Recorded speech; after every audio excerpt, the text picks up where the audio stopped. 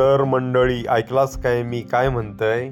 आज तुमका मी पिळणकर होम प्रोडक्शनचा कुळदाचा पीठ कसा तयार होता दाखवतोय.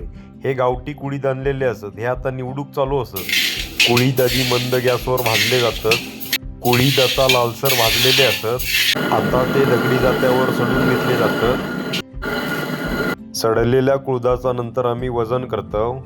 आता कुळदाच्या वजनाप्रमाणे आम्ही त्याच्यात मसाले वापरतो. जिरा, लवंग, बडीशेप, मेथी, धने, हळकुंड. आता हळकुंड खलबत्त्यात फोडून घेतो. हळकुंड आता सगळा फोडून झालेला असा. आता हे सगळे मसाले मंद गॅसवर भाजून घ्यायचे. सगळ्यात आधी धने वेगळे भाजून घेतो. आता पहिले बडीशेप भाजायची, मग जिरा, मग बाकीचे सगळे मसाले भाजायचे. आता शेवटी मिरी, लवंग, हळकुंड ह्या पण सगळा भाजून घ्यायचा. सगळे मसाले आता भाजून झालेले असत. आता कुळदात सगळे मसाले मिक्स करून घेतलं. आता मसाले आणि कुळीत सगळा मिक्स करून घ्यायचा.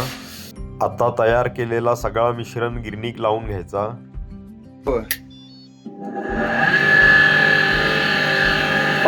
कुळीत आता दळून झालेले असत. पीठ आता पिशवीत काढतंय. तयार झालेला पीठ आता ऑर्डरनुसार वजन केला जाता. पिठाचा वजन केल्यावर पीठ पॅकिंग केला जाता. मंडळी, आता पीठ पॅकिंग तयार झालेला असा. ह्या पीठ तुमका जर खरेदी करूचो असला तर आम्ही तुमका खाली आमचो नंबर दिलेलो असा. त्या नंबरवर आमका कॉल करा. आम्ही तुमका अगदी तुमच्या घरपोच पीठ देतलो. खई ऑल इंडियात खई आम्ही पोस्टाने सर्व्हिस करतो पाठवण्याची. पाठवण्याचे जे काही चार्जेस होतील किलोप्रमाणे ते तुमका मात्र वेगळे देऊचे लागतात. चला तर मग मंडळी, लॉग आवडलो तर सगळ्यांनी लाईक करा, शेअर करा आणि सबस्क्राईब करा. धन्यवाद.